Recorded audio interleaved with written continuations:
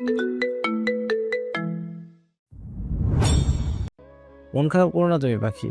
জানোই তো রাগ পুষে রাখতে পারে না ও, বড্ড জেদিও। না মনে জমিয়ে রাখে না কিছু। আমি যদি বুঝতাম এমন কিছু হবে তাহলে এখানে আসতামই না। তোমাকে আসার অনুমতি দেওয়া হয়েছিলই এর জন্য, যাতে এসবে তুমি স্ট্রেস না হও।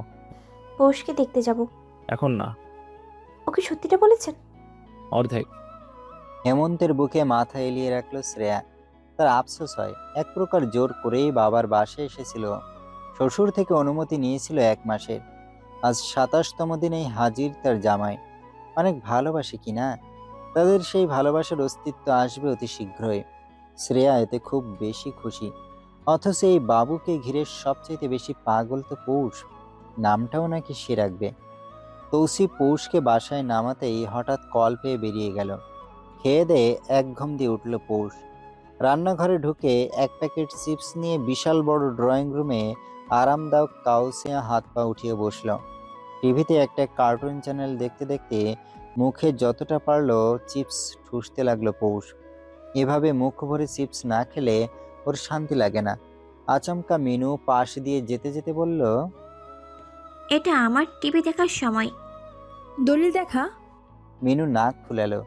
সোহার রুমে গিয়ে বিচার দিল। আবার টিভি দেখতে দিচ্ছে না। সোহা হাতে লোশন লাগাতে লাগাতে বলল, এই আপদ যে কবে বিদায় হবে? আপদ আসতে দিলে কেন আপা? তুই বুঝবি না, চল। সোহা ঘরেও যথেষ্ট পরিপাটি হয়ে থাকে, আজও তাই। দামি পোশাক তার পরনে। সোহা একদম পৌষের সামনে দাঁড়ালো। আচমকা টিভির সামনে দাঁড়াতেই পৌষ চমকালো।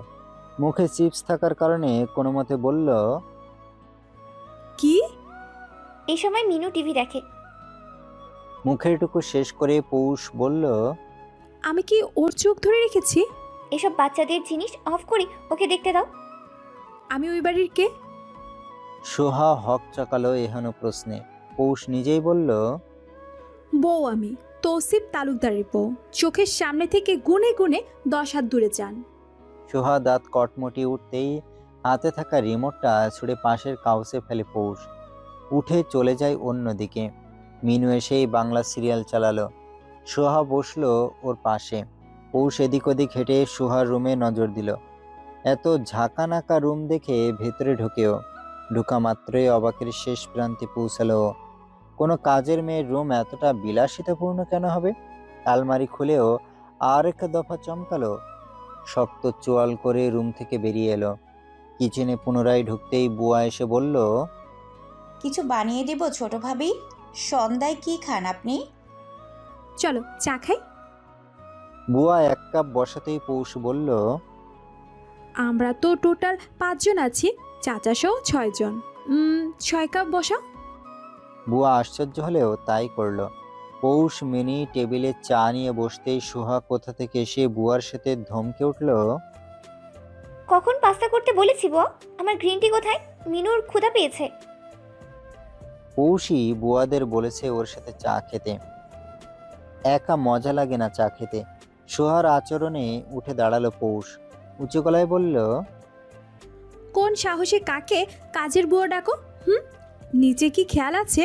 বয়সে তোমার থেকে বড় উনি। উনি কেন তোমাদের কাজ করবে? সোহা দাঁত চেপে বলল, তোমার সাথে কথা বলছি না মিমি, চুপ থাকবে একদম। পৌষ ওর হাতে থাকা চা ছুঁড়ে মারল সোহার দিকে। ভাগ্যক্রমে শরীরে লাগেনি। সোহার সাদা পোশাকে চায়ের দাগ বসে গেল। এহেন অপমানে সোহার আগে কটমট করে বলে উঠল, বেজম্মা কিটকো থাকার, আজ বাসায় ফিরুক। আর কিছু বলার আগেই গ্লাস ভর্তি পানি ওর মুখে মারল পৌষ। সোহাকে কিছু বলার সুযোগ না দিয়েই ওর হাত ধরে টেনে দরজা খুলে ধাক্কা দিয়ে বের করে দিয়ে বলল, তোর কাজ আজ থেকে এ বাড়িতে নিষিদ্ধ, যা ভাগ। একদম সেই মুহূর্তেই তৌসিফ এলো। সিঁড়ি বেয়ে তাড়াতাড়ি এসে আশ্চর্য গলায় শুধালো, কি হয়েছে? বাল হইছে, ওরে ভাগান এখান থেকে, না হলে আজ ওকে। বলতে বলতে রান্নাঘরে ঢুকে কিছু না পেয়ে ডাল ঘুটনি নিয়ে এলো পৌষ। এসেই তা ছুঁড়ে মারলো সোহার দিকে। তৌসিফ হতভম্ব হয়ে গেল মুহূর্তেই। সোহা এতক্ষণ না কাঁদলেও তৌসিফকে দেখে কান্নার সুর তুলল। তৌসিফ বিরক্ত হয়ে বলল, চুপ করো সোহা। বলেই উদ্বিগ্ন গলায় পৌষকে বলল, হানি, কুল ডাউন। আমাকে বলো কি হয়েছে। বলতে বলতে ভেতরে ঢুকলো তৌসিফ। পৌষ রাগে কাঁপতে কাঁপতে বলল, ওকে এক্ষুনি বের করুন। বলেই তাকালো মিনুর দিকে। মিনু ভয়ে দেয়াল ঘেঁষে দাঁড়িয়ে আছে। পৌষ দাঁত খামটি মেরে বলল, এটাকেও বিদায় দিন। কত টাকা পায় দিয়ে এক্ষুনি বিদায় করবেন, না হলে আমি চলে যাব। তৌসিফ বুঝলো পরিস্থিতি বড়ই এলোমেলো। পৌষকে টেনে ওখান থেকে রুমে নিয়ে দরজা আটকালো বাইরে থেকে। সোহা তখনও বাইরে দাঁড়িয়ে। বুয়াকে ইশারা করতেই পটপট করে সবটা বললেন উনি। তৌসিফ গম্ভীর কণ্ঠে বলে উঠল, যে যার রুমে যাও। সোহা বাইরে থেকে দৌড়ে এসে রুমে ঢুকলো। মিনুও গেল আপার কাছে। তৌসিফ বুয়াকে বলল, পৌষের জন্য রাতে আজ খাসি রেঁধে দাও বুয়া, সাথে নাকি ঘন ডাল পছন্দ করে। ছোট ভাবি আজকে নিজের হাতে আপনার জন্য পায়া দিয়ে বিরিয়ানি রেঁধেছে মামা। সারাদিন বাসায় এসে এসবই করেছে। বলল আপনাকে নাকি সারাদিন জ্বালিয়েছে, তার রিটার্ন দিবে। অনেক শখ করে রেঁধেছে মামা, আজ যদি ওটা খেতেন। বুয়া সংকোচ নিয়ে বলল, অথচ তৌসিফের মুখে ভর করলো একরাশ মায়া। মেয়েটার মন একদমই পরিষ্কার, কোনো ঝামেলা নেই। যা আছে ওর মুখে আজ কিভাবে জানি হাতও চালিয়ে দিল। সমান তালে দরজায় ধাক্কাচ্ছে পৌষ। তৌসিফ বুকে ফু দিয়ে ঢুকলো ভেতরে। ঢুকা মাত্র ওর বুকে ধাক্কা দিল পৌষ। তৌসিফ দরজা লাগিয়ে পৌষকে শান্ত করতে চাইল, তবে আজ পানি যে মাথার উপরে উঠে গিয়েছে তা বুঝে গেল তৌসিফ। পৌষ সোজা গিয়ে নিজের ভার্সিটি ব্যাগ হাতে তুলে ফোন করলো। তৌসিফ এগিয়ে এসে ফোনটা কেড়ে নিতেই পৌষ চোখ রাঙিয়ে তাকালো। তেজি গলায় বলল, আমার দ্বারা আর সম্ভব না। এমন রং তামাশা দেখা অন্তত আমার পক্ষে সম্ভব নয়। আপনার ভুল ছিল আমাকে বিয়ে করা। চোখের সামনে নোংরামি সহ্য করা সম্ভব না আমার দ্বারা। তৌসিফ চোখ বুজে শ্বাস নিয়ে বলল, আমি তোমাকে বললামই তো বিশ্বাস করি না। কি করতে পারি আর আমি। কাজের বউয়ের এমন বিলাসিতা, জাস্ট ওয়াও। এত দামি দামি কাপড়, আমাকে অন্ধ ভাবেন আপনি? হ্যাঁ, আমি বুঝি না? আমি যা তা স্বীকার করি আমি বেজন্মা। তৌসিফ বাধ্য হয়ে ওর মুখ চেপে ধরে, লাল চোখে তাকিয়ে বলে, শান্ত থাকো। ধাক্কা দিল ওকে পৌষ। চিৎকার করে বলল, ডিভোর্স চাই আমার, আজই দিবেন। কাজের মেয়ে নিয়ে সুখে থাকুন আপনি। ডিভোর্স শব্দটা কানে বিঁধল ওর, মনের কোণে বিঁধল যেন। তীব্র বেদনায় ওর বুকে চাপ সৃষ্টি হলো। মুখে বলল, সংসার বাজাতে মিথ্যা বলাও জায়েজ। আমি না হয় ওয়াদা ভঙ্গ করলাম। পৌষ শুনতে চাইল না। তৌসিফকে ঠেলে বের হতে নিলেই তৌসিফ বলল, সোহা আমার সৎ বোন হয় পুশরত। ফাটা বাঁশের চিপা বলা হোক বা মাইনকার চিপা, তৌসিফ পড়ল দুটোর মাঝ বরাবর। না বেরোতে পারছে না টিকতে। দরজা কপাট আটকে ওর মুখোমুখি বিছানায় পা ভাঁজ করে বসেছে পৌষ। চোখ মুখে তার উপচে পড়া দুধটি যার পুরোটাই ছড়াচ্ছে তৌসিফকে বড় মাপের এক আইক্কাওয়ালা বাঁশ দেওয়ার জন্য।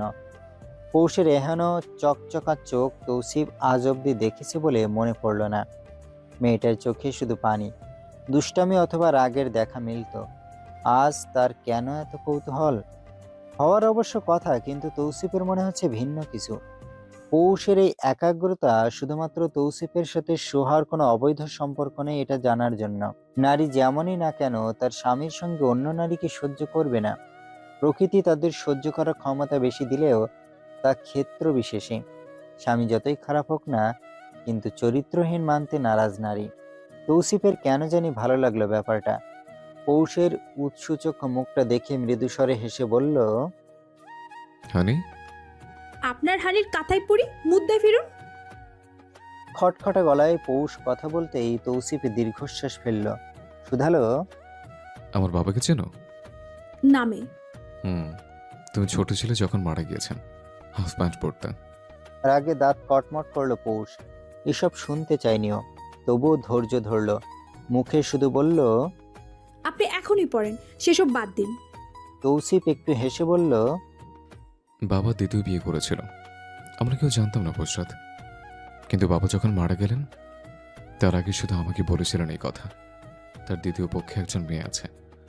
বড় ভাই বা মেজো ভাই কেউ ওকে স্বীকার করল না। অবশ্য বাবা ওর নামে যথেষ্ট সম্পদও রেখে গেছেন।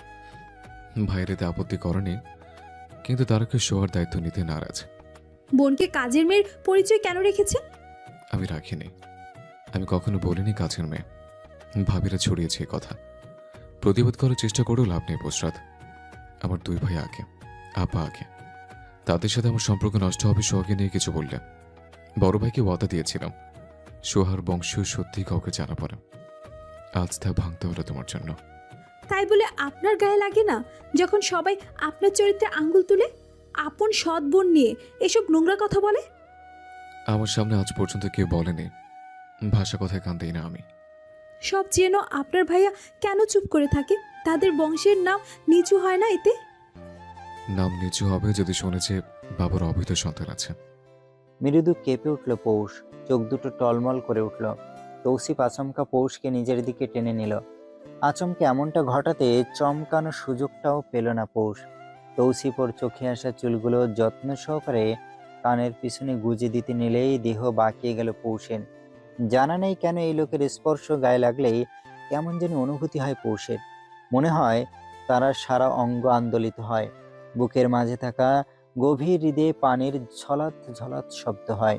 তৌসিফ দুই হাতে পৌষের গাল সহ কান দুটো নিজের তালুর ভাঁজে নিয়ে নিল। চোখে চোখ রেখেও নামিয়ে নিল পৌষ। তৌসিফ গাঢ় কণ্ঠে বলল, তাকাও। পৌষ সাহস জোগাতে অক্ষম হলো। কেন জানি হঠাৎই তার ভয় কাজ করছে। তৌসিফ ওর চোখে চোখ রাখার জন্য থুতনিটা তুলে ধরল। পৌষের চোখ টলমল করছে। তৌসিফের কারণ জানে। এই অতিরিক্ত লাফঝাপ করা চঞ্চলমনা প্রাণীগুলো অতি আবেগী হয়। পৌষের মুখের দিকে তাকিয়ে বলল, আরেকটা সত্যি শুনবে পোশরাত? এবার কাজ হলো। সত্যি শোনার জন্য তাকালো পৌষ। তৌসিফ ওর থুতনির দিকে গভীর দৃষ্টি ফেলে ধীরে ধীরে মুখটা আগালো। আলগোসে একটা চুমু দিল ওর থুতনিতে। পৌষ গলল এতেই। হাত বাড়িয়ে তৌসিফের কলারটা চেপে ধরল। তৌসিফ মুখটা সরিয়ে নিয়ে বলল, তুমি কারো বাপ না পোশরাত। ফট করে চোখ মেলল পৌষ রাত। অতি আগ্রহ ওর চোখে মুখে। তৌসিফ বলল, বড় ভাই ওয়াদা করেছিল আমাকে যাতে সোহার সত্যি কাউকে না বলি। সোহার মাকে বাবা বিয়ে করেননি। কোন এক অতীত আছে এর, যা আপাতত না জানলেও চলবে তোমার। তবে হ্যাঁ, ভাইয়া পুরোপুরি অস্বীকার করেন, কিন্তু আমি ছোট ছেলে হয়ে বাবার কথা অস্বীকার করতে পারিনি। পৌষ ভাঙা গলায় বলল, আপনার বড় ভাইয়ের মুখে শুনেছি আমি জারজ। তুমি জারজ না পোশরাত, তুমি শরৎ ফুপির মেয়ে। কিন্তু শরৎ ফুপি হয়তো। ফুপি শব্দ শুনে ভুরু কুচকায় পৌষ। শরৎ তার মায়ের নাম। তৌসিফ ওকে আরেকটু নিজের কাছে টেনে বলল, দাদা 4টা বিয়ে করেছিল। জানি। সবচেয়ে ছোট বউয়েরই এক মেয়ের নাম শরৎ, শরৎ তালুকদার। পৌষের মাথা ঘুরে উঠল। এত এত পেঁয়াজ তার ছোট সাদামাটা মস্তিষ্কে ঢুকছে না। তবুও জিজ্ঞেস করলো, তাহলে জারজ সন্তান কেন বলল? ভাইরা সৎ কারোর সাথে সম্পর্ক রাখেনি। রাগের মাথায় হয়তো শরৎ ফুপিকে জারজ বলেছে। শুধুমাত্র সেই সম্পর্কের জেরেই তুমি আজ আমার ঘরে নেই। এত এত অতীত একসাথে শুনে ধাক্কাগুলো সামলাতে পারল না পৌষ। আচমকা ঢলে পড়ল বিছানায়। তৌসিফ দুই হাতে আগলে নিয়ে বালিশে মাথাটা রাখলো। এক হাতে গালে আলতো চাপড় মেরে ডাকলো চিন্তিত কণ্ঠে, পোশরাত, পোশরাত। পৌষ চোখ খুলল না। তৌসিফ অস্থির হলো এবার। এতগুলো অতীত একসাথে মেয়েটাকে না বললেও হতো। তবে কেন জানি কেঁচো খুঁড়তে গিয়ে সাপ বেরিয়ে এলো। বলতে বলতে সবটাই বলে দিল। না হয় পৌষ বারংবার নিজেকে ছোট করে দেখত। জারজ ভেবে তৌসিফ সহ সকল থেকে নিজেকে গুটিয়ে রাখত। রাতের বেলায় বউ নিয়ে বাড়িতে পা রাখলো হেমন্ত।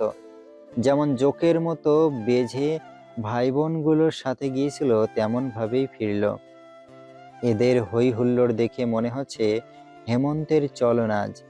সেখান থেকেই বুঝি প্রথম বউ নিয়ে বাড়ি ফিরল। কমতি অবশ্য একজনের, আর তা হলো পৌষ। না জানি কেমন আছে মেয়েটা, ঠিকমতো খাওয়া দাওয়া করে কিনা তাও জানা নেই। বাড়ির বড়রাও শ্রেয়াকে দেখে যেন মাথায় তুলে ফেলল।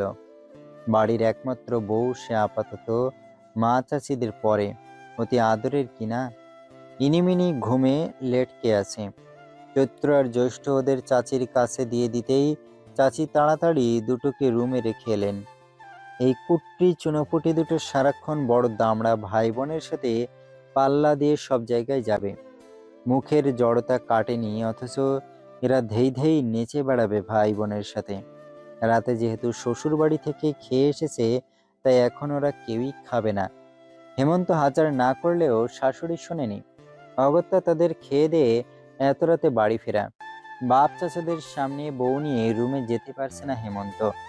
ডাক দিতেও কিছুটা সংকোচ বোধ করছে। চৈত্র সবার সামনে একদম শটান হয়ে দাঁড়িয়ে তার সদ্য হওয়া পুরুষ কণ্ঠে বলল, ভাবি রুমে যেতে বলেছে হেমু ভাই, তোমার নাকি মেডিসিন আছে? ভাইয়ের এহেন ডাহা মিথ্যা আর তীক্ষ্ণ বুদ্ধির প্রশংসা না করে পারল না হেমন্ত। শ্রেয়া উঠে যেতে যেতে মুচকে হাসল। সে নিজেও ক্লান্ত। রুমে ঢুকতেই দ্রুত হাতে দরজা কপাট লাগিয়ে শ্রেয়ার মাথার হিজাবটা খুলে দিল হেমন্ত। মেয়েটার নিশ্চিত এতক্ষণ অস্বস্তি লেগেছে। হাজার খারাপ লাগলেও সে মুখ ফুটে বলে না। এটার বহু পুরাতন স্বভাব, যা হাজার বলে কয়ে হেমন্ত ঠিক করতে পারেনি। বোরকা খুলতেই ওয়াশরুমে ঢুকে শ্রেয়া। হেমন্ত যত তাড়াতাড়ি পারল সব গুছালো। শ্রেয়া একটু অতিরিক্ত পরিষ্কার পরিচ্ছন্ন। ওর জানা এখন এই মেয়ে পোশাক বদলাবে, অথচ সবেই ওই বাসা থেকে বদলে এসেছে। খুঁতখুঁতে না হলেও পরিষ্কার পরিচ্ছন্ন নিয়ে যথেষ্ট কড়া বলা চলে। ওর জন্য একটা গোল ফ্রক আর প্রয়োজনীয় সব নিয়ে দরজায় কড়া নাড়ে হেমন্ত। শ্রেয়, তোমার কাপড়গুলো। দরজা খুলে হাত বাড়িয়ে নিল শ্রেয়া। কাপড় বদলে বাইরে আসতেই হেমন্ত ফ্রেশ হলো। বের হতেই রুমের বাইরে পা রাখলো। কিচেনে ঢুকে গরম এক গ্লাস দুধ নিয়ে ফেরত এলো। শ্রেয়া তখন হাত পা গুটিয়ে বসেছে। হেমন্ত দুধ ওর মুখের সামনে নিয়ে বলল, একটা নে শেষ করো। পরে খাই। ওহো, এখনই? শ্রেয়া 2 চুমুক খেয়ে বলল, বাকিটুকু পরে খাই। এখন গন্ধ লাগছে না? যতটুকু পারো খেতে থাকো প্রেউ। কিছুদিন পর যদি গন্ধ লাগা শুরু হয় তখন তো খেতে পারবে না। অগত্যা সবটুকু গিলে খালি গ্লাস ফেরত দিল হেমন্তকে। ওর ঠোঁটের উপরে লাগা দুধটুকু হাত দিয়ে মুছে কপালে চুমু খেয়ে বলল, good wife. Bad husband. Hemanta light off করে বিছানায় আসতে আসতে বলল, দাঁড়াও, দেখাচ্ছি কিভাবে ব্যাড হাজবেন্ড হতে হয়। শ্রেয়া হাসল। হেমন্ত অতি নরম হাতে তাকে নিজের কাছে টানতেই জোরে শ্বাস টানল শ্রেয়া। মুগ্ধ হওয়া চোখে তাকিয়ে দেখলো তার স্বামীকে। চোখ জুড়িয়ে যায় যেন। হেমন্ত একটু হেসে বলল, কি দেখো? আপনাকে। সারা জীবন দেখতে পাবে। মন যে ভরে না। হেমন্তর চোখের পাতায় চুমু খেলো। হাত দুটো ধরে বলল, ভালোবাসি। তৌসিফের সম্পূর্ণ ধারণাকে ভুল প্রমাণিত করে দিয়ে পৌষ জ্ঞান ফেরার পর থেকেই এটা ওটা বলে যাচ্ছে। একটু খাওয়াতেই শক্তি পেয়েছে সে। আয়রন ডেফিসিয়েন্সি হওয়াতে এমনি সময়ই ওর মাথা ঘোরে। মেয়েটার স্নায়ু দুর্বল, অথচ এর আচরণ বাঘা বাইন মাছের মতো। কাকে যে খাবে কাকে ছাড়বে নিজেও জানে না। তৌসিফ কপালে হাত দিয়ে ডলতেই পৌষ কড়কড়ে গলায় জিজ্ঞেস করলো, এই যে কথা শুনেন না কেন? আনি কথা শোনো। আগে আমার কথা শুনুন। ওকে বিয়ে দিয়ে বিদায় দিন। না থাকবে বাস, না বাজবে বাঁশি। দীর্ঘশ্বাস ফেলে তৌসিফ বলল, ও বাসে বাঁচাবে না বুসরাত। কি সমস্যা আপনার? হ্যাঁ, আর হ্যাঁ মিনু। শ্শ্, পৌষ একটু থামতেই তৌসিফ বলল, মিনু আমার বোন না। কি? ওর বয়স দেখে মনে হয় ও আমার বোন। আপনার খানদানকে বিশ্বাস নেই। কোন জায়গায় কাকে পয়দা করে রেখে লুকিয়ে রেখেছে কে জানে। মিনুকে সোহাই এনেছে। এতিম একটা মেয়ে। সোহাই পেলে বড় করেছে। ওর মা থাকে গ্রামে। ভুরু কুচকায় পৌষ। এত কাহিনী শুনে সে বিরক্ত। খটখটে মেজাজে বলল, আমি ওকে সহ্য করব না। আচ্ছা, করো না। এই মামাতো ভাই। বিস্ফোরিত চোখে তাকালো তৌসিফ। এই মেয়ে নতুন শব্দ কোথা থেকে বের করলো? শেষ পর্যন্ত কিনা ওকে ভাই ডাকে, মামাতো ভাই। পৌষের দাঁত বের করা হাসি চক্ষু গোচর হলো তৌসিফের। ওর দেহ মন চিৎকার করে বলছে, পাপ করেছিস তৌসিফ, নিজের পায়ে কুড়াল মেরেছিস তুই। কাজটা অবশ্য তাই হলো। পৌষের এরে গেড়ে হেলে দুলে চলনেই বুঝ দিচ্ছে সে তৌসিফের খুব গভীর তথ্য বের করতে সক্ষম হয়েছে।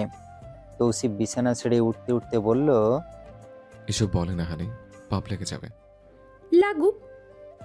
তৌসিফ বিছানা ছেড়ে উঠতে উঠতে বলল, তোমাকে পাপ তো দূর, একটা ফুলের পাপড়ির ছোঁয়াও লাগতে দেবো না আমি। এবার কথা শুনুন আমার। তৌসিফ দাঁড়ালো আয়নার সামনে। সামনে সাজিয়ে রাখা একগুচ্ছ জিনিসপত্র। তৌসিফ ওর রেগুলার ময়শ্চারাইজারটা মুখে লাগাতে নিলেই পৌষ 2 লাফে ওর সামনে দাঁড়িয়ে হেয়ালি গলায় বলল, আপনি জানেন আমি যে সাবান দিয়ে মুখ ধুই এতেই বহু কষ্ট হয় আমার, আর আপনি ব্যাটা মানুষ এত কি ভংচং লাগাতে হয় মুখে, হ্যাঁ? তৌসিফ হাতে হ্যান্ড ক্রিম লাগাতে লাগাতে বলল, এই যে এত সুন্দর, দেখো আমাকে তার গোপন রহস্য হলো রেগুলার জিম আর নিজের যত্ন করা। না হলে আমার বয়সী মানুষের দেখেই তুমি দৌড়ে পালাতে। পৌষ পায়ের আঙুলে ভর দিয়ে নিজেকে উঁচু করে তুলল, যথেষ্ট খাটো কিনা তৌসিফ থেকে। তৌসিফের নাক বরাবর আঙুল তুলিয়ে শাসিয়ে বলতে লাগলো, আমাকে কি ভেবেছেন আপনি? আপনার রূপ জেলুস দেখে এখানে থাকি আমি? বুইরার দামরা একটা, ধাস দেখে মনে হয় কচি খোকা, তলে তলে যে টেম্পু চালান তা জানা আছে আমার। তৌসিফ ওর আঙুলটাকে নিজের আঙুল দিয়ে পেঁচিয়ে নিল। পৌষের মুখের সামনে নিজের মুখ এনে ফিসফিস করে বলল, আমার জন্য এখনো ভাইদের কাছে বিয়ের প্রস্তাব আসে। ঝটাক করে নিজেকে ছাড়িয়ে নিল পৌষ। ঠ্যাসকা মেরে বলল, করুন না বিয়ে, দুটো তো করেছেনই, আর দুটো করে ফেলুন। 4 রীতি পূরণ হোক। আমার বহুদিনের শখ, সতীনের সংসার করব, তাদের আন্ডা বাচ্চা পালবো। তৌসিফ ব্যাককেল বনে গেল। এই মেয়ে কথা মাটিতে পড়তে তো দিবেই না, উল্টো মাটি সহ তৌসিফের মুখে ছুঁড়ে মারে। তৌসিফ একটু মিনমিন করেই বলল, সত্যি তুমি এমন ভাবো? ও মা, বলে কি বেটা? চুলাচুলি, লাথি, উস্টা এসব আমার বহু পুরাতন শখ, বুকের ভেতর গেঁথে রেখেছি সব। আপনি বিয়ে করে আনুন, বটি নিজ দায়িত্বে ধার দিয়ে রাখবো আমি। এই মেয়ে যে কুপাকুপি করতে একটুও পিছুপা হবে না তা জানা আছে তৌসিফের। কোন বংশের রক্ত ওর শিরা দিয়ে যায় দেখতে হবে না? তৌসিফ ওকে নিজের কাছে ডাকলো কাউসে।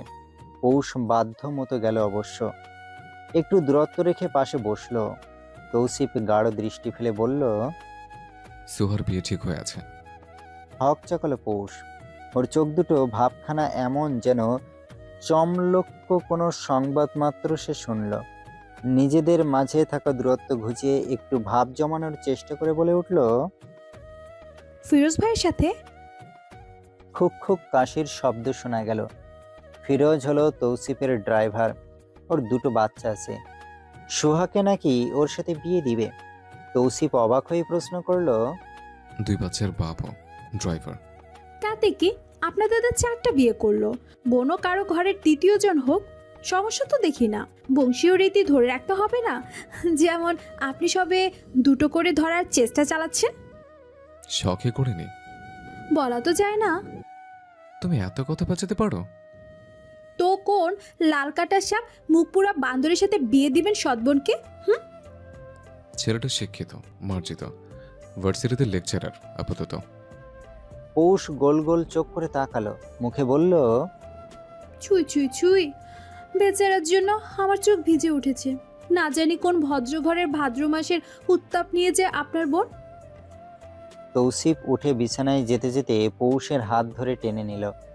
সোজা বালিশ ওকে ঠেলে দিতেই পৌষ চেঁচামেচি করে বলতে লাগলো, আমার মুখে বালিশ চাপা দিয়ে মারতে চান আপনি? কিসব বলো তুমি? ব্যাটা খাড়া শয়তান। তৌসিফ নিজের কপালে 2 আঙুল ঘষে বিরক্ত সুরে বলল, কিসব ভাষা তোমার হানি? হোয়াট ইজ খাড়া শয়তান? শয়তান আবার খাড়া বা বসা হয়? হয়তো, যেমন আপনি। তৌসিফ বালিশে মাথা দিয়ে শুয়ে লাইটটা অফ করে দিল। বাথরুমের লাইট পাল্টে এনার্জি লাইট লাগিয়েছে পৌষ। রুমেটার দিকেও তার শয়তানি নজর আছে। না জানি কখন এটাও খুলে সাদা লাইট লাগিয়ে দেয়। কোনো ভরসা নেই। সবে হয়তো 1 ঘন্টা গেল। তৌসিফের চোখ বুজে আসছিল। কুচুর মুচুর শব্দ কানে আসতেই ঘুম আলগা হলো। যথেষ্ট হালকা ঘুম হয় ওর। পাশে হাত রাখতেই যা বুঝার বুঝল। পৌষ নেই, নিশ্চিত ক্ষুধা লেগেছে। ঠিক মিলল ওর ধারণা। তৌসিফের পায়ের দিকে খালি জায়গায় বসে কিছু খাচ্ছে ও। তৌসিফ উঠে বসল। পৌষ অবশ্য পাত্তা দিল না। তৌসিফ চোখ ডলে লাইট অন করতেই চোখ বুজে ফেলল পৌষ। তীব্র আলো চোখ সহ্য করতে পারল না হুট করে। তৌসিফ ঘুমো গলায় বলল, চিপস খেও না এত হানি। কেন, টাকায় টান পড়বে আপনার? তৌসিফ দীর্ঘশ্বাস ফেলে উঠে বাইরে যেতেই পৌষও পিছনে গেল। ফ্রিজ খুলে ঠান্ডা রান্না করা পাস্তা ওভেনে দিল তৌসিফ। গরম হতেই চামচ সহ পৌষের সামনে দিয়ে বলল, এখন থেকে রোজ রাতে কিছু থাকবে রান্না করা। আমি বলে দিয়েছি বউকে। বউদের ডেকে দেবে, না হয় আমাকে ডাকলে গরম করে দেবো। বুয়া বুয়া করেন কেন? হ্যাঁ, বুয়া কি শব্দ? খালা বা আপা ডাকবেন। বুয়া মানে বউনি। শুনতে কটু লাগে। অনেক বছরের অভ্যাস, সময় লাগবে। পৌষ মুখে পাস্তা পুড়েছে ইতিমধ্যে 4-5 চামচ। তৌসিফ ওর পাশের চেয়ারে বসে চিপসের প্যাকেটে হাত দিয়ে 2টো চিপস মুখে দিল। পৌষ দেখলো, তবে কিছু বলল না। আকাশে আজ ভরপুর ঘন কালো মেঘ। রাত থেকে থেমে থেমে বৃষ্টি ঝরে যাচ্ছে, সেই সাথে পাল্লা দিয়ে বাতাস। রোমাঞ্চিত মুহূর্তটা প্রেমিক যুগলদের জন্য একদম উত্তম সময়। মৃদু মৃদু বাতাস যতটুকু পারছে ঘরের ফাঁক ফোকর দিয়ে সুরসুর করে ঢুকছে। হেমন্তের বুকের ভেতরে একদম ঢুকে ঘুমাচ্ছে শ্রেয়া। যতটুকু ওম পাওয়া যায় তার সবটুকুই সে শুষে নিচ্ছে, তবুও যেন ঠান্ডা কমছে না। হেমন্তের দেয়া উত্তাপেও কুলাচ্ছে না তার। নাক মুখ সহ নিজে যতটা পারল ঢুকলো। হেমন্ত পরম সোহাগে ওকে জড়িয়ে রাখলো নিজের সাথে। শ্রেয়ার ঠান্ডা কমলো না। ঘুমের মাঝেই টের পেল হেমন্ত। টেনে চোখ খুলতেই বুঝলো কিছুটা। ধীরে সুস্থে শ্রেয়াকে রেখে উঠে আলমারি থেকে কাঁথা এনে ওকে ঢেকে দিল। নিজেও পাশে শুয়ে জড়িয়ে ধরতে শ্রেয়ার ঘুম কিছুটা আলগা হলো। হেমন্ত ওর মাথায় হাত রাখলো, চুলের ভাঁজে আঙুল চালাতে চালাতে বলল, ঘুমাও শ্রেয়, সকাল হয়নি? বৃষ্টি হচ্ছে? হুম। একটু এগিয়ে কপালে চুমু খেলো হেমন্ত। কাঁথার নিচ দিয়েই নিজের পুরুষ্ট হাতটা রাখলো শ্রেয়ার পটে। ঘুম জড়ানো গলায় শ্রেয়া বলল, ও কিন্তু জেগে আছে। কে বললো? আমি বুঝি। ওর মা কেন ঘুমাচ্ছে না? দাঁড়ান, জিজ্ঞেস করে দেখি। হেমন্ত ওর গলায় মুখ লাগিয়ে বলল। দুষ্টু হচ্ছে দিন দিন। এরপর ও প্রায় 2 ঘন্টা পর ওরা উঠল। হঠাৎই দরজায় ছোট ছোট হাতের থাপ্পড় শোনা গেল, তাও একসাথে 4টা। হেমন্ত জানালা খুলতে খুলতে বলল, কি? বাই, দরজা খুলো না। ইনিমিনি একসাথে বলল। শ্রেয়া মুখ মুছতে মুছতে দরজা খুলতে ইনিমিনি ঢুকলো। ওদের হাতের মুঠোই চিতই পিঠা। শ্রেয়া ইনির গাল টেনে দিয়ে বলল, কি খায় ভাবির যা? ইনিমিনি ঠোঁট দুটো গোল করে বলল। অনেক ডাল। হেমন্ত এসে দেখলো চিতই আর সাদা দেখা যাচ্ছে না। দুটো যে শুকনো মরিচ লাল দেখে ওটার ভর্তায় নিয়ে এসেছে তা বুঝলো।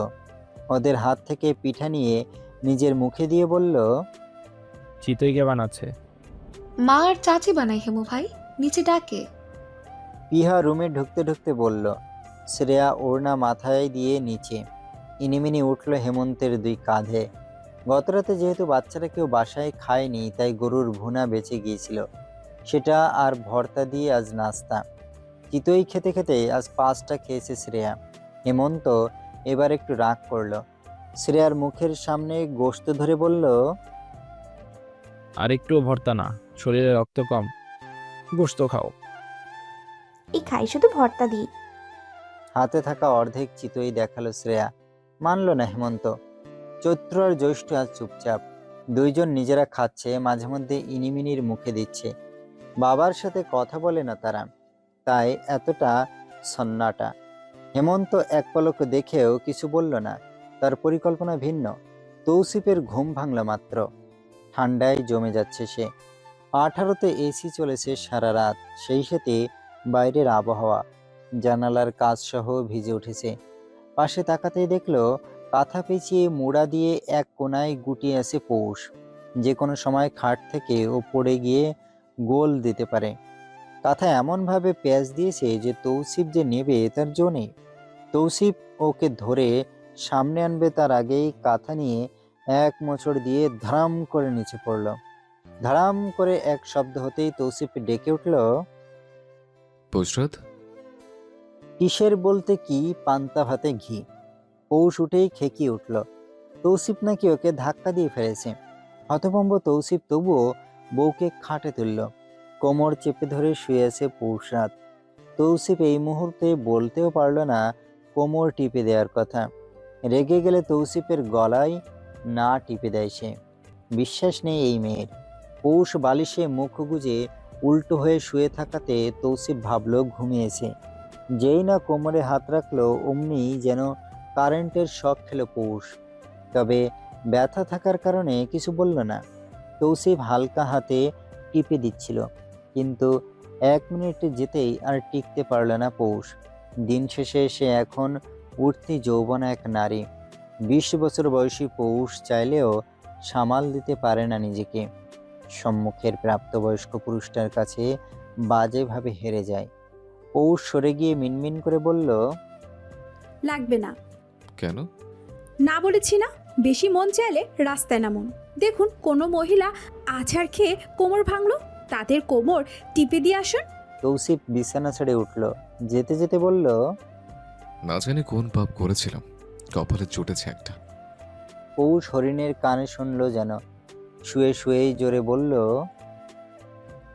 এই মামাতো ভাই, আমি জুটিনি, আপনি ধরে বেঁধে জুটিয়েছেন। তৌসিফ ধড়াম করে দরজা লাগিয়ে দিল। চোখের সামনে সাদা আলোয় ঝলমলিয়ে উঠল বিলাসবহুল ওয়াশরুমটা। ভাঙা কোমর নিয়ে খিচুড়ি বসিয়েছে পৌষ, সাথে হাঁসের গোশত। টানা বৃষ্টি পড়ছে গত রাত থেকে। সকালে মন চাইলেও পরোটা দিয়ে চা খেয়েই ক্ষান্ত ছিল ও। দুপুরে খিচুড়ি চাই। তৌসিফ আজ বের হয়েও ফেরত এসেছে। রাস্তায় পানি উঠেছে, গাড়ি চলাচল সম্ভব না। এই আবহাওয়াতে মিটিং সম্ভব নয়। আর শিপ আটকা পড়েছে চট্টগ্রাম বন্দরে। বারবার ফোনে ধমকাধমকি করে যাচ্ছি। পৌষ তো চমকালো তখন যখন দেখলো রাগে তৌসিফ তালুকদার লাল হয়ে উঠেছিল। লক্ষ লক্ষ টাকার ব্যবসা বলে কথা। পৌষ অবশ্য আজ নিয়ে তৌসিফকে রাখতে দেখলো 2 দিন, তাই ওই ড্রয়িং রুমে আর পা রাখেনিও। খিচুড়ি প্রায় শেষের দিকে।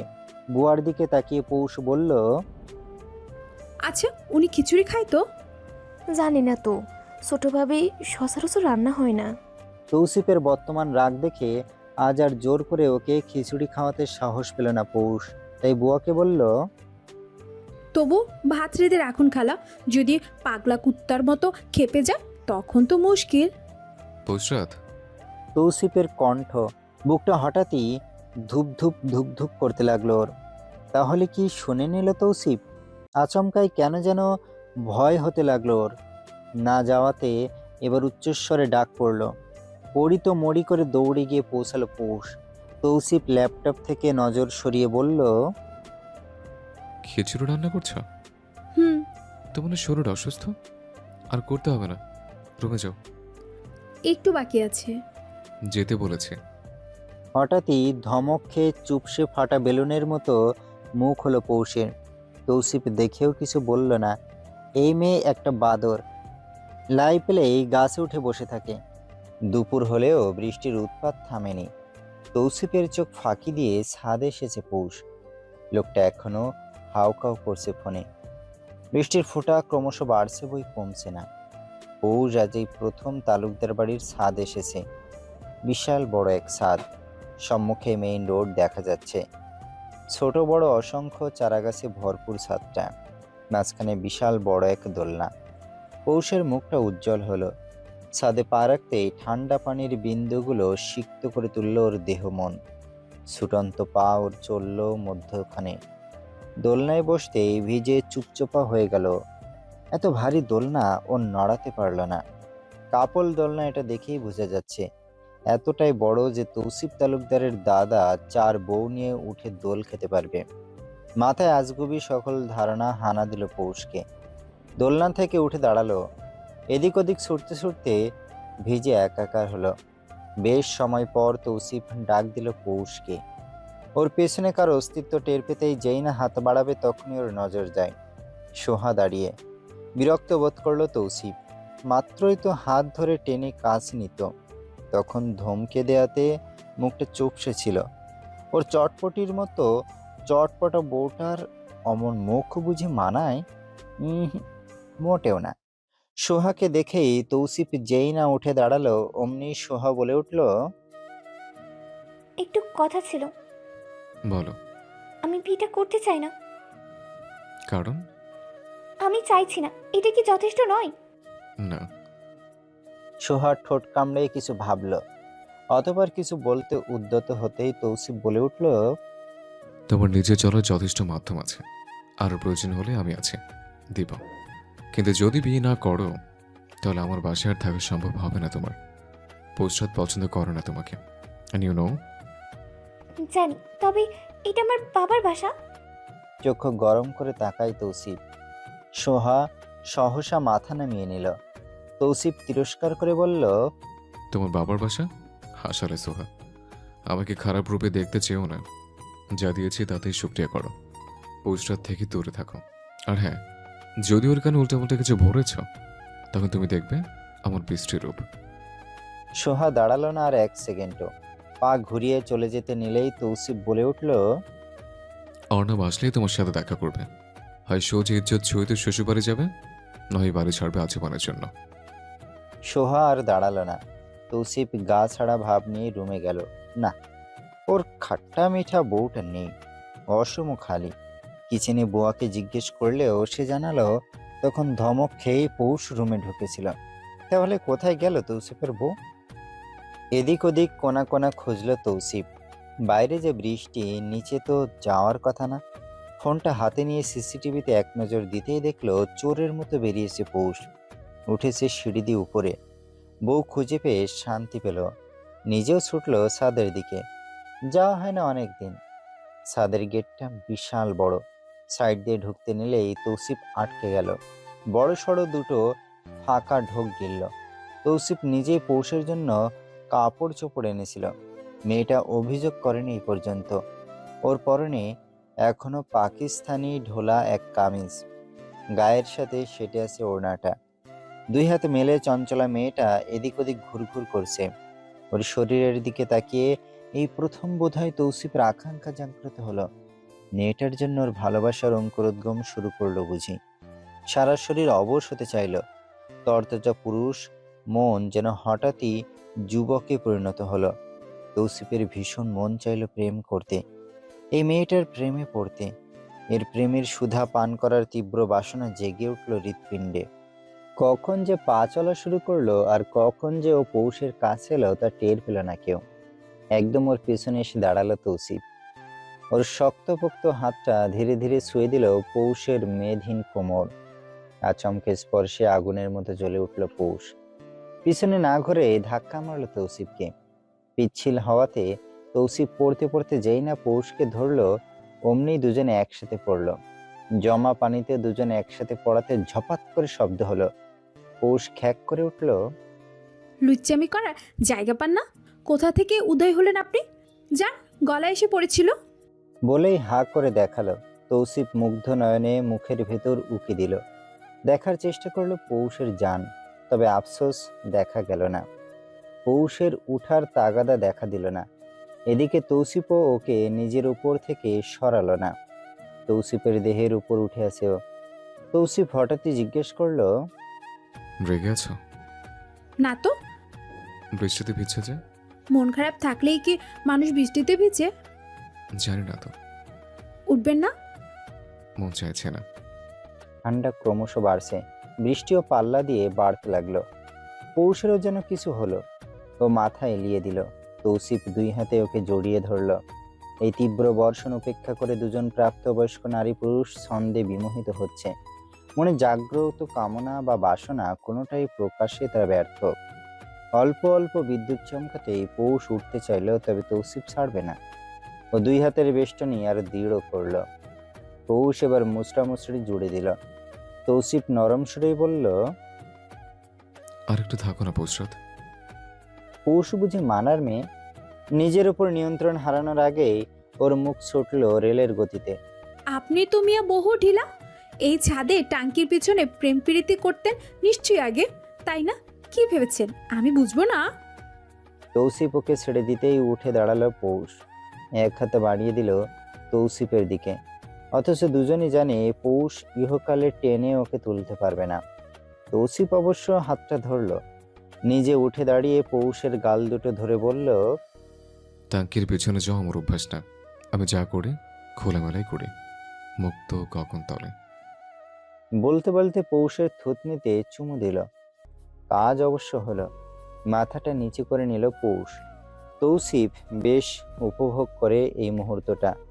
পৌষ সরে গেল ওর সামনে থেকে। পৌষকে দোলনায় বসতে দেখে তৌসিফও ওইদিকে পা বাড়ালো। দোলনা পেছন থেকে 2 হাতে ঠেলে দিল। মুখে হাসি ফুটল পৌষের। উচ্ছ্বসিত গলায় শুধু বলল, আরো জোরে দিন। বৃষ্টি আজ না কমার প্রতিশ্রুতি নিয়েছে। প্রায় 1.5 ঘন্টা বৃষ্টিতে ভিজেও মন ভরেনি পৌষের। অবশেষে না চাইতেও ধমকে নিয়ে এসেছে তৌসিফ। সেই থেকে মুখ প্যাঁচার মতো করে রেখেছে ও। আপাতত অশ্রমে ঢুকে আর বের হচ্ছে না। ঠান্ডায় জমে যাওয়ার উপক্রম এবার। অশ্রম যদিও আরও আছে, তবুও দরজায় নক করলো। পুষ্টরাত, হানি, হলো তোমার? হয়েছে তো, সেই কখন। আশ্চর্য, তাহলে বের হচ্ছে না কেন? জামা কাপড় আনার সুযোগ দিয়েছিলেন আপনি। খেই খেই করে ভেতরে ঠেলে দিলেন। তৌসিফ নিজের কপালে আলতো চাপড় মারল। জীবন পার হয়ে যাবে পৌষের ভাষা ঠিক করতে করতে। এই মেয়ে কবে শুধরাবে?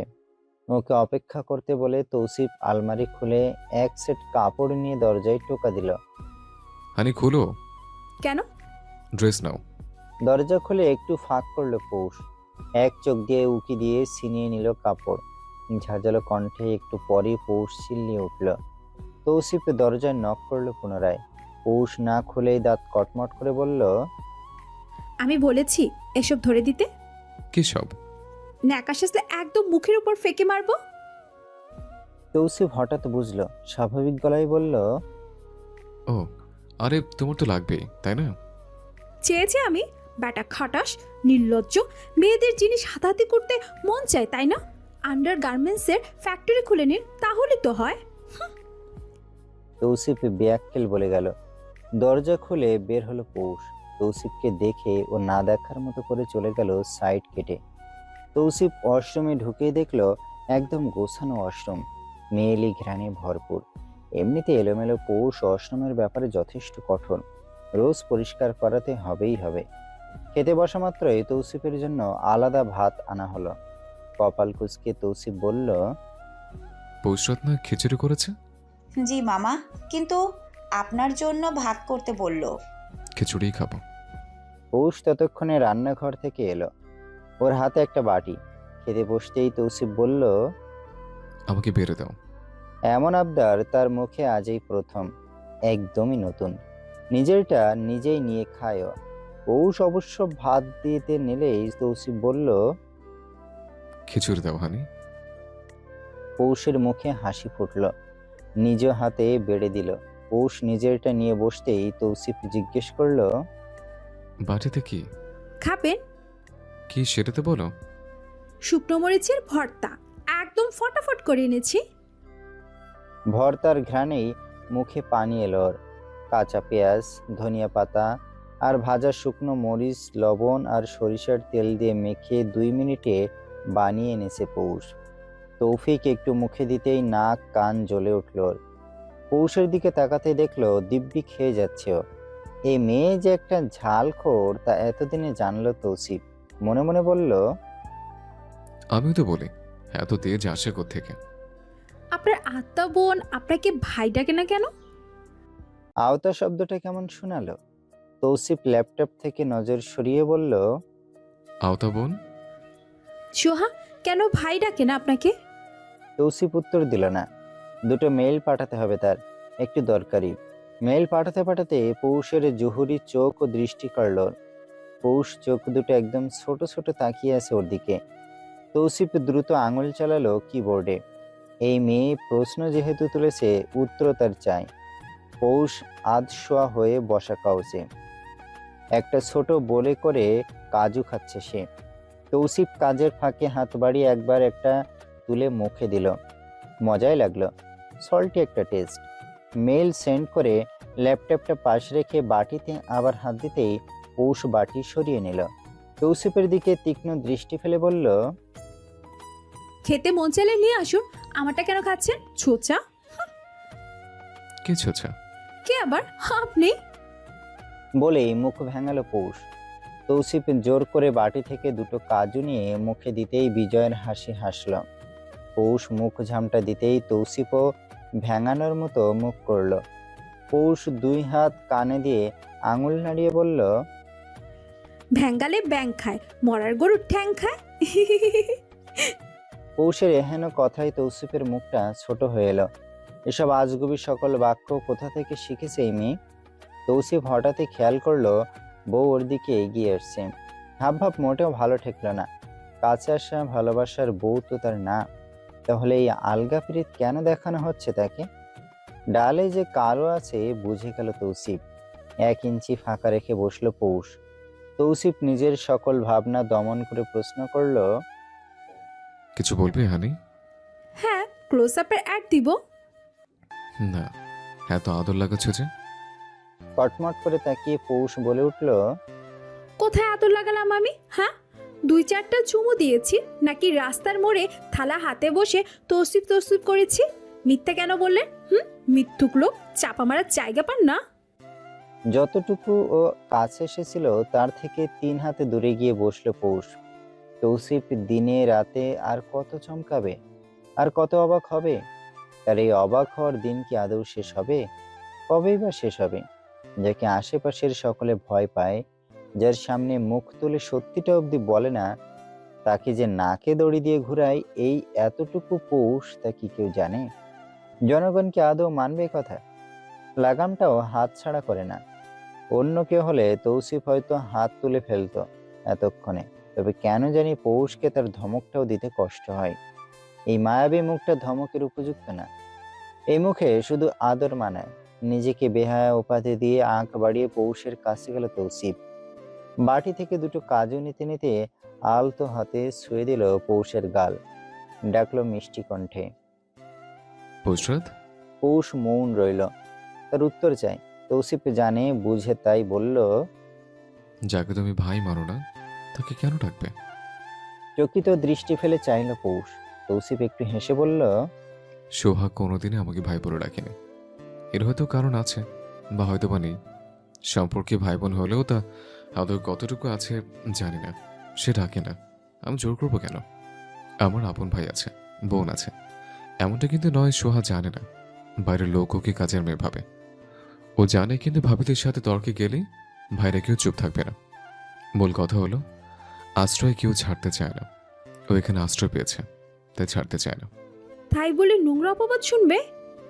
পৌষের কথার প্রেক্ষিতে আর কথা বলল না তৌসিফ। পৌষ তাকিয়ে রইল ড্যাব ড্যাব করে। বোঝার চেষ্টা করলো তৌসিফের মনোভাব। কিছুতেই সক্ষম হলো না ও। এই লোকের মন আর মস্তিষ্ক আদৌ এক ভাবে কিনা কে জানে। উঠে যেতে যেতে কিছু কাজু তৌসিফকে দিয়ে বলল, কাল আবার আনবেন কাজু। কাজের লোক কাউকে বললেই হবে, এনে রাখবে? পৌষের মনটা কিন্তু ভালোই ছিল, কিন্তু ওর মাথা খারাপ করে দিল। খটখটে মেজাজে পৌষ বলল, আমি কি কাজের লোককে বিয়ে করেছি? বিয়ে করেছেন আপনি, চুমু খান আপনি। তাহলে আমি কেন কাজের লোককে বলবো আমাকে বাদাম এনে দিতে? এখন কি যাব কাজের লোকের কাছে? বলতে বলতে উঠে গেল পৌষ। তৌসিফ হকচকিয়ে গিয়ে তাড়াতাড়ি টেনে ধরল ওকে। একদম কোলে বসিয়ে কোমরটা চেপে ধরতেই 22 মাসের মতো ত্রিং বিড়িং শুরু করলো পৌষ। ঝাঁঝালো গলায় বলল, 1 নম্বর লুচ্চা আপনি। বিয়ের দিনও আমার কোমরে চেপে ধরেছেন। ছাড়ুন বলছি, একদম কামড়ে ধরবো বলে দিলাম। বলতে বলতে তৌসিফের বাহুতে সত্যি কামড়ে ধরল পৌষ। তৌসিফ আচমকা হামলায় হাতটা আলগা করতেই 2 লাফে সরে গেল পৌষ।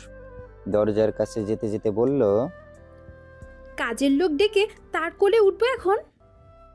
বলে সত্যি বেরিয়ে গেল পৌষ। তৌসিফের বুকটা ধুকপুক ধুকপুক করছে। যেই ছেঁড়া বেড়া বউ, ওর বলা তো যায় না সত্যি যদি কারো কোলে উঠে বসে। হায় আল্লাহ, এই মেয়ে এমন কেন?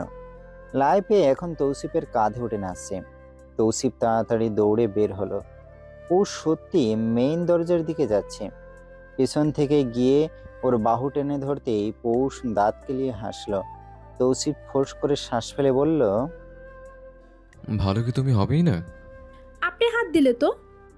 পৌষ পায়ের উপর পা তুলে সোফায় বসে নবাবের মতো বলল, টিভি রিমোটটা দিন। তৌসিফ গিয়ে রিমোট দিতেই টিভি অন করলো পৌষ। কার্টুন চ্যানেল ছেড়ে দেখতে দেখতে পা নাচাচ্ছে ও। তৌসিফ বসলো একদম ওর পায়ের কাছে। পৌষ একটু ভদ্রতা দেখালো। পা নামিয়ে নিল। বয়স হলেও বড়, চাপা যথেষ্ট নাড়ালেও পা তুলে বসাটা একটু ভিন্ন দেখায়। ও পা নামাতেই আচমকা তৌসিফর পা ধরল। পৌষের শ্বাস আটকে গেল। স্নায়ু বুঝে ওঠার আগেই যেন ও পা সরাতে চাইল, তবে পারল না। তৌসিফ ছাড়েনি, নিজের কোলের উপরে পা রেখে বলল, থাকুক। না, ছাড়ুন। বলতে বলতে পৌষ উঠে বসার চেষ্টা করল। তৌসিফ সত্যি পা ছাড়ল না। ফর্সা পা দুটো নিজের হাত দিয়ে কোলে ধরে রাখল। পৌষের দম আটকে যাবে যাবে ভাব। তৌসিফের পুরুষ হাত দুটোর বিচরণ ওর পায়ের তালুতে ছোঁয়া দিতেই শিরশির করে উঠল ওর বদন। একে একে প্রতিটা আঙুল নেড়ে ছেড়ে দেখল তৌসিফ। নরম তুলতুলে পা দুটো। পৌষের পা দুটো অত্যধিক ফর্সা। চেহারা থেকে পা তো বেশি ফর্সা মেয়েটার। ন্যাচারাল সৌন্দর্য হয়তো এটাই। হাত পা দেখেই বোঝা যাচ্ছে এই মেয়ে মুখের যত্ন নেয় না। পৌষ কাতর গলায় বলে উঠল, প্লিজ পা ছাড়ুন, but why honey? Please. Tousif তবুও ছাড়ল না। ওকে তো কম জ্বালায় না। তৌসিফও বদলা নিবে, তবে ভিন্ন উপায়। হঠাৎ ওর দিকে একটু এগিয়ে এসে তৌসিফ শুধালো, ক্যান আই টেস্ট হানি? পৌষের চোখ মুখ শুকিয়ে এলো। গলাটা পানির অভাবে খা খা করছে। মন চাইছে তৌসিফের মাথাটাই চিবিয়ে নিতে। একবার তো এমন হলো, ও মাঝে মধ্যেই বিভিন্ন জিনিস কামড়াতে মন চাইতো পৌষে।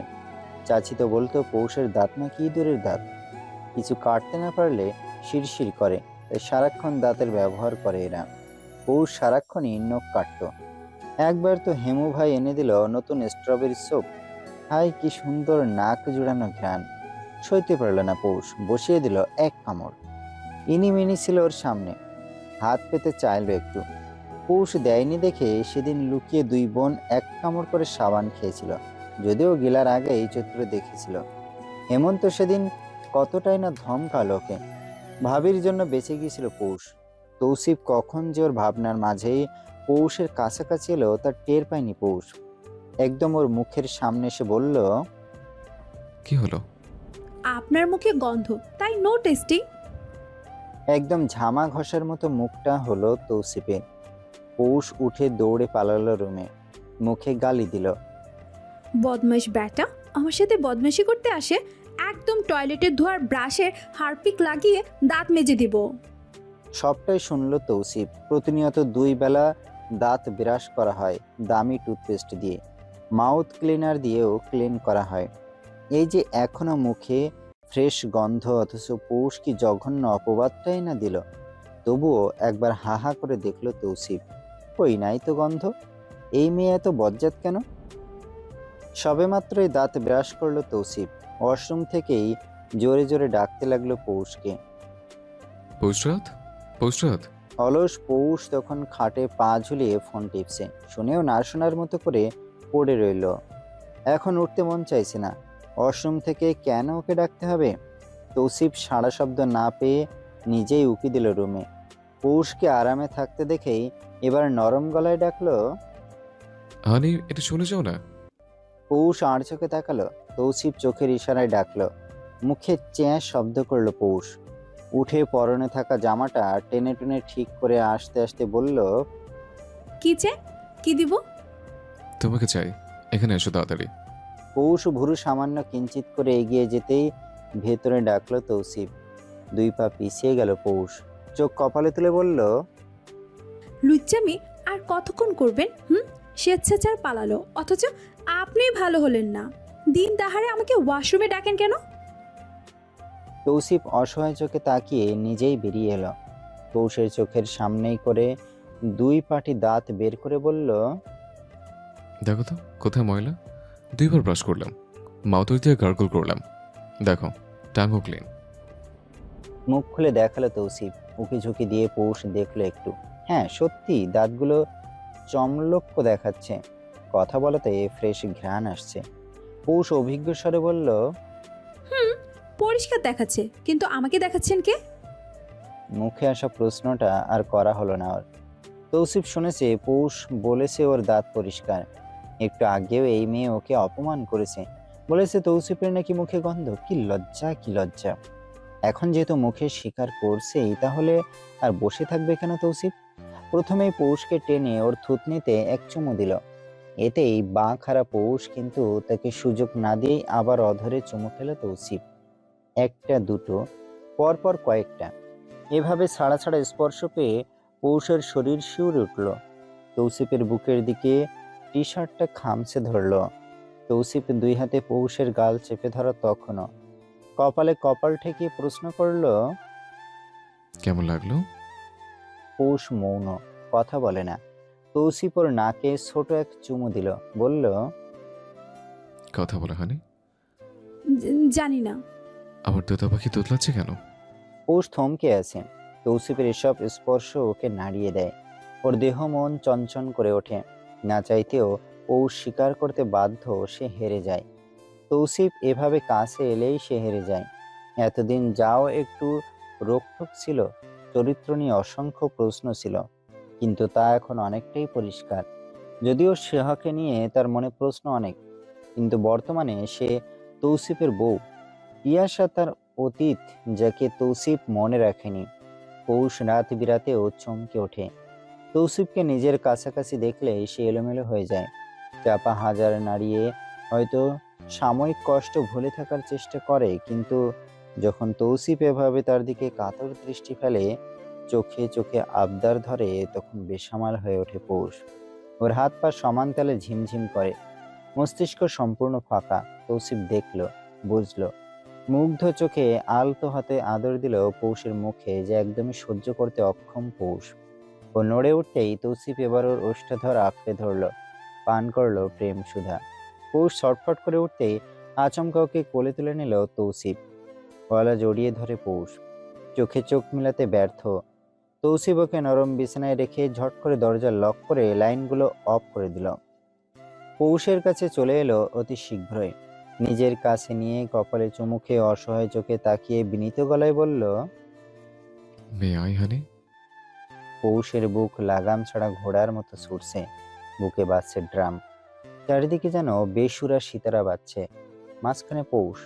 তৌসিফ ওর গলায় থাকা চিকন ওড়নাটা সরাতেই হাত পড়ল বুকে। তাগড়া এক পুরুষ তৌসিফ, যে পূর্বেও নারী স্পর্শে এসেছিল, বহুবার মেতেছিল তাতে। আজ এত বছর পর পৌষকে টানছে সে, কেন জানি মনটা বেশিই টানছে। তৌসিফ ভুলে গেল দিনক্ষণ।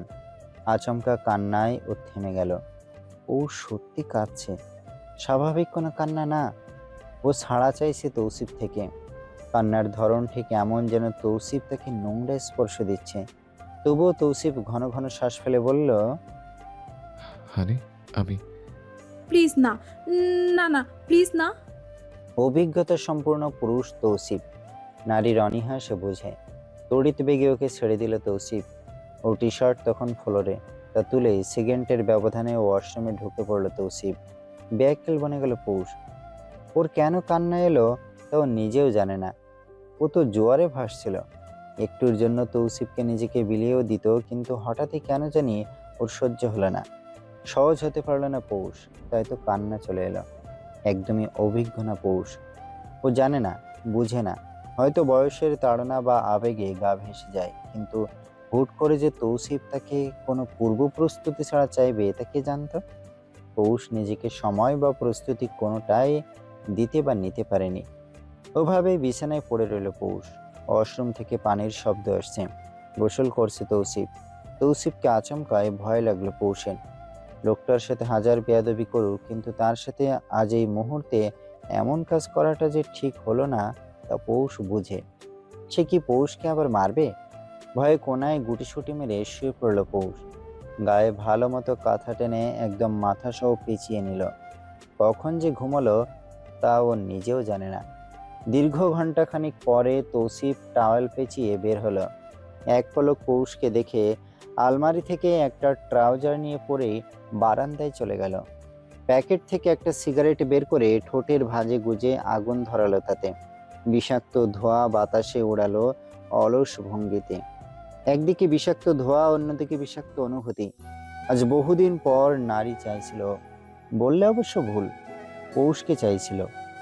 এই চঞ্চল মেয়েটাকে তার ইদানিং ভালো লাগে।